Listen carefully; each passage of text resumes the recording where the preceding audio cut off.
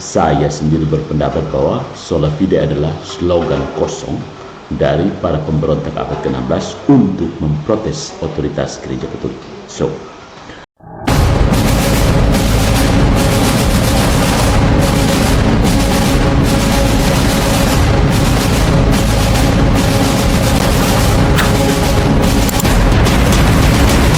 Salve saudara-saudari, welcome to the jungle of Protestantism. Kali ini kita masih lebih lanjut membahas tentang slogan sola fide. Saya sendiri berpendapat bahwa sola fide adalah slogan kosong dari para pemberontak abad ke-16 untuk memprotes otoritas gereja Katolik. Slogan sola fide atau hanya oleh iman merupakan salah satu dari 5 prinsip reformasi Protestan dan mengandung asumsi logika dan filosofi yang dalam. Mari kita analisis isinya dari sisi logika dan filsafat untuk menemukan bahwa sola fide adalah slogan yang berdiri di atas dasar yang rapuh berupa falasi dan asumsi yang keliru. Vamos. Yang pertama, asumsi teologis mendasar. Sola fide itu timbul dari asumsi bahwa yang pertama, natur manusia telah jatuh sepenuhnya atau total depravity. Manusia tidak mampu mencapai keselamatan atau kebenaran di hadapan Allah melalui usaha sendiri atau perbuatan. Yang kedua, keadilan Allah bersifat forensik. Kebenaran tidak dimasukkan ke dalam manusia, infused, tetapi diperhitungkan secara yuridis atau imputed oleh Allah berdasarkan iman kepada Kristus. Dan yang ketiga, Kristus sebagai satu-satunya perantara. Semua perbuatan baik manusia tidak bernilai dalam hal pembenaran. Hanya iman dalam karya penyelamatan Kristus yang diperhitungkan. Itu asumsi teologis dasar. Poin yang kedua adalah asumsi logika dan epistemologi. Yang pertama, reduksi epistemik pada iman personal. Pengetahuan akan kebenaran ilahi tidak bergantung pada otoritas eksternal, gereja, tradisi, tetapi pada penerimaan personal terhadap pewahyuan melalui kitab suci. Yang kedua, dualisme antara iman dan perbuatan. Ada pemisahan tegas antara dimensi iman, itu internal, spiritual, dan perbuatan yang eksternal dan etis. Hanya iman yang menyelamatkan, bukan tindakan. Itu ada dualisme. Kemudian ada iman sebagai sikap total percaya atau fiducia. Iman bukan hanya pengakuan intelektual atau asensus, tetapi kepercayaan penuh kepada janji Allah. Itu asumsi logika. Kemudian ada asumsi antropologis dan filosofis. Ada pandangan negatif terhadap kapasitas manusia. Jadi sebenarnya mereka merendahkan manusia. Dalam tradisi Augustinian yang sangat ditekankan oleh Luther, kehendak manusia diperbudak oleh dosa sehingga tidak ada ruang bagi kolaborasi antara rahmat dan kehendak bebas. Berbeda dengan kooperatio dalam teologi Katolik. Asumsi berikutnya, asumsi antropologisnya adalah individualisme soteriologis. Keselamatan dipahami secara personal dan langsung antara individu dan Allah, tanpa mediasi gereja atau sakramen sebagai sarana keselamatan. Nah, dari asumsi-asumsi ini muncul konsekuensi filosofis dan implikasinya. Yang pertama, otoritas tunggal pada kitab suci atau sola scriptura. Jadi karena sola fide, maka konsekuensinya sola scriptura. Karena iman adalah satu-satunya jalan keselamatan, maka sumber iman juga harus murni dan bebas dari otoritas manusia. Yang kedua, penolakan terhadap etika sebagai dasar dari keselamatan. Perbuatan baik tetap penting, tetapi tidak menyumbang apapun terhadap status keselamatan. Dan ini menolak prinsip Aristotelian Thomistik tentang kebajikan sebagai jalan kepada kesempurnaan moral dan spiritual. Ingat, reformasi Protestan itu muncul dari penolakan terhadap teologi skolastik yang berdasarkan pada prinsip Aristotelian dan Thomistik. Ini biang keladi. Nah, ini setelah menyampaikan asumsi teologis, filosofis, dan logis, mari kita memberikan keberatan atau refutasi terhadap asumsi dan falasi di balik slogan sola fide, ya, dari sudut pandang filsafat dan teologi Katolik, ya, terutama dalam kerangka rasional dan filsafat Thomistik. Ada apa dengan slogan sola fide? Yang pertama, ada falasi reduksi iman tanpa perbuatan, atau secara teknis disebut sebagai fallacy of false dichotomy, falasi dikotomi palsu. Asumsi yang salah adalah bahwa iman dan perbuatan adalah dua hal yang sepenuhnya terpisah. Hanya iman yang berperan dalam pembenaran. Nah, keberatan gereja, keberatan kita, atau keberatan secara filosofis adalah, ya, this is a false dichotomy. Pemutusan artifisial antara dua realitas yang dalam kenyataannya bersifat kooperatif. Dalam filsafat moral, tindakan eksternal adalah ekspresi dari disposisi batinia. Ya. Santo Thomas Aquinas menyatakan bahwa fides caritate formata, iman yang dibentuk oleh kasih. Fides caritate formata ini adalah iman sejati yang menyelamatkan. Fides caritate formata, no sola fide. Maka iman tanpa perbuatan adalah iman yang mati. Lihat Yakobus bab 2 ayat 17. Nah, hal yang kedua, ada falasi individualisme radikal, atau teknis logisnya disebut fallacy of begging the question. Ya. Asumsi yang salah adalah keselamatan hanya bergantung pada hubungan personal antara individu dan Allah tanpa peran gereja atau sakramen.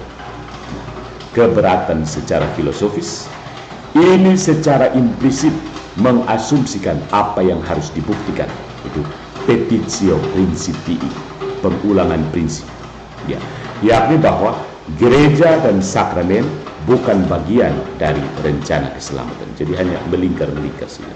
Padahal dalam wahyu dan sejarah gereja, Kristus sendiri mendirikan sakramen dan gereja sebagai alat rahmat. Instrumentum salutis, alat keselamatan dalam bahasa Latin. Nah, individualisme ini juga bertentangan dengan natur atau kodrat manusia sebagai makhluk sosial, animal sosial, dan dengan Kristus sebagai kepala tubuh mistis, di mana kita diselamatkan sebagai anggota satu sama lain. Lihat 1 Korintus bab 12. Masih ada kesalahan berikutnya yang namanya falasi naturalisme teologis, atau istilah teknisnya fallacy of category mistake. Protestan ini banyak sekali melakukan kategori mistake, ya saudara-saudari. Asumsi yang salah adalah keadilan Allah adalah semata yuridis atau forensik dan bukan transformasional. Ya, jadi keadilan Allah itu hanya pernyataan, deklarasi, bukan transformasi, tidak mengubah apapun. Ya, so sad, ya, Tuhan hanya omong saja, kau jadi benar. Pangku kaki doang masuk surga. Bantahannya secara filosofis, ini merupakan kategori mistake karena memperlakukan keadilan ilahi seolah seperti sistem hukum manusia. Ya, dalam filsafat dan teologi Katolik, keadilan Allah bukan sekedar deklarasi internal, no, tetapi partisipasi dalam kehidupan ilahi. Sekali lagi, partisipasi dalam kehidupan ilahi. Transformasi batin melalui rahmat atau gratia gratum faciens. Ya. Dalam kerangka Aristotelian, rahmat tidak hanya extrinsic denomination, sesuatu yang datang dari luar, tetapi intrinsic perfection, ya. Penyempurnaan dari dalam. Rahmat itu penyempurnaan dari dalam, bukan sesuatu yang datang dari luar, seperti disiram air saja. No, bukan disiram tapi infus, ada infus, ya. Kalau orang sakit diberi infus, itu colok dan kasih masuk itu cairan ke dalam tubuh, bukan siram dari luar saja. Jadi istilahnya, kalau analoginya, obat kalau misalnya obat rahmat itu Protestan melihatnya obat sebagai obat tempel saja, kayak salon pas tempel. Sementara Katolik itu obat yang diminum atau diinfus, jadi intrinsic perfection. Dan dengan demikian rahmat ini mengubah ontologi manusia, mengubah status keberadaan manusia. Ini yang tidak ada di dalam Protestan, sosial, tidak ada di dalam slogan sola fide, atau bagaimana mereka mencaplok beberapa ayat untuk mempertahankan pembenaran forensik, ya. Masih ada lagi falasi berikutnya, ada kontradiksi internal contradiction. Iman aktif tapi tanpa perbuatan. Kita bertanya, kamu nanya, ya gitu. Asumsi yang salah adalah iman menyelamatkan tapi perbuatan tidak relevan. So it's an internal contradiction, ya. Bantahan filosofisnya adalah bahwa jika iman benar-benar menyelamatkan, maka iman mesti aktif dalam kasih, ya. Tetapi jika perbuatan tidak punya nilai pembenaran, maka iman menjadi tanpa ekspresi konkret, ya. Kontradiksi dalam konsep iman itu sendiri, bukan? Menurut Aquinas, iman adalah actus intellectus, tindakan akal budi, tapi diarahkan oleh kehendak melalui kasih.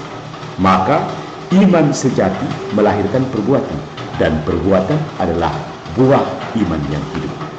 Iman dan perbuatan, itulah yang menyelamatkan. Masih ada lagi falasi berikutnya, epistemologi subjektif yang menolak tradisi, atau teknis logikanya adalah fallacy of genetic fallacy, falasi asal usul, ya. Asumsi yang salah adalah bahwa hanya iman pada kitab suci yang murni, tradisi adalah ciptaan manusia. Bantahan filosofisnya, ini merupakan genetic fallacy, menolak nilai suatu sumber karena asal usulnya. Dalam kenyataannya, kitab suci lahir dari tradisi apostolik, dan kanon kitab suci sendiri ditetapkan oleh otoritas gereja. Maka memisahkan iman dari tradisi adalah memisahkan buah dari akarnya. Tidak mungkin, saudara-saudari, jadi kamu dapat buahnya turun langsung dari surga. So, kesimpulannya, saudara-saudariku, baik yang terkasih maupun yang terpisah, slogan sola fide bukan hanya menyederhanakan misteri keselamatan menjadi satu formula psikologis, seolah-olah kepercayaan subjektif cukup untuk menyelamatkan jiwa, melainkan juga menyingkirkan dimensi ontologis dari rahmat ilahi. Alih-alih melihat iman sebagai pintu masuk menuju transformasi ilahi, Protestantisme menjadikannya seperti tiket masuk bioskop. Sekali percaya, maka duduklah dan nikmati keselamatan. Sementara moralitas, sakramen, dan kehidupan gereja hanya menjadi opsional jika tidak dianggap mengganggu. Ironisnya, dalam upayanya memurnikan iman, sola fide justru menelanjangi iman dari dagingnya, yaitu kasih, perbuatan, dan komunitas eklesial. Mereka menuduh tradisi sebagai tambahan manusia, tapi tidak sadar telah membangun teologi pribadi di atas opini Luther atau Calvin. Akhirnya, at the end, bukan iman kepada Kristus yang mereka agungkan, tetapi iman kepada pemahaman mereka sendiri tentang iman. Iman kepada pemahaman mereka sendiri tentang iman. Sebuah kepercayaan terhadap kepercayaan. Iman yang lebih mirip dengan keangkuhan intelektual daripada penyerahan diri kepada Allah yang hidup. Good job, Protestant.